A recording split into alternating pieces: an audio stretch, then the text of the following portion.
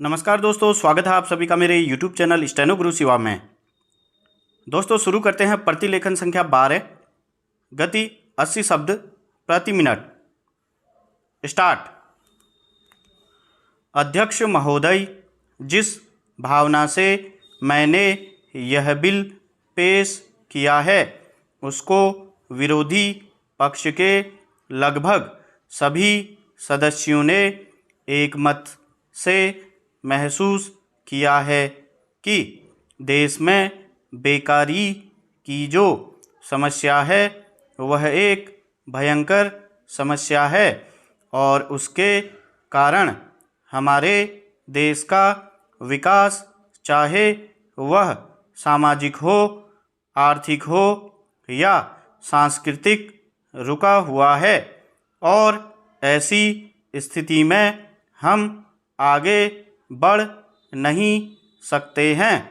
इसी प्रकार से इस परिस्थिति का निर्माण हम पिछले 54 वर्षों से देख रहे हैं।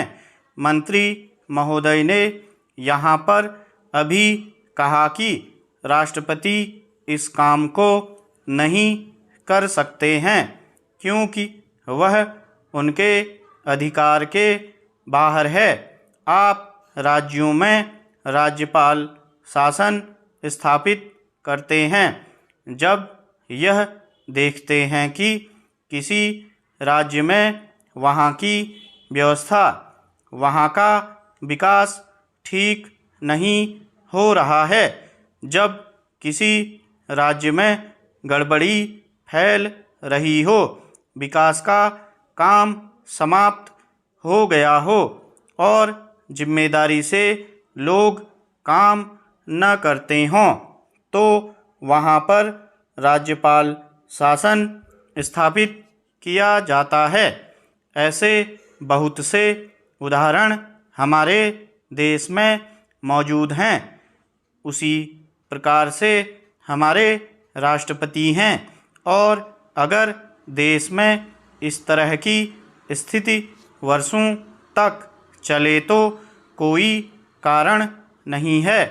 आपात के रूप में राष्ट्रपति इस देश की सुरक्षा के लिए, इस देश की उन्नति के लिए जिम्मेदारी अपने हाथ में न ले सकें। हमारे भाइयों ने बहुत से उदाहरण दिए हैं कि राज्यों में संयुक्त सरकारें नहीं चली, लेकिन उसके पीछे राजनीतिक हथकंडे थे। अगर कोई राजनीतिक पार्टी जिम्मेदारी से काम नहीं करती तो विधान में यह स्पष्ट है कि राष्ट्रपति शासन अपने हाथ में लें।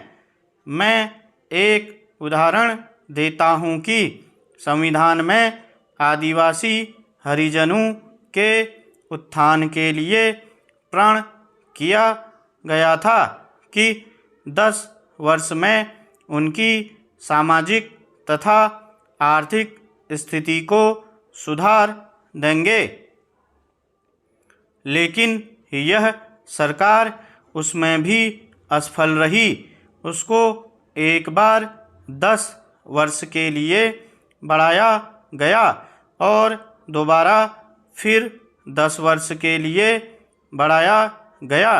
इसी तरह से उसको बढ़ाते जा रहे हैं, लेकिन उनकी आर्थिक और सामाजिक उन्नति आप नहीं कर पाए हैं। इस काम में सरकार बिल्कुल असफल हुई है। पिछली बार सरकार पर अविश्वास का प्रस्ताव भी आया था और वह पास होने वाला था। इसलिए मेरा कहना है कि हमारे देश में यह जो बेकारी की समस्या है वह एक बहुत ही भयंकर समस्या है। स्टॉप।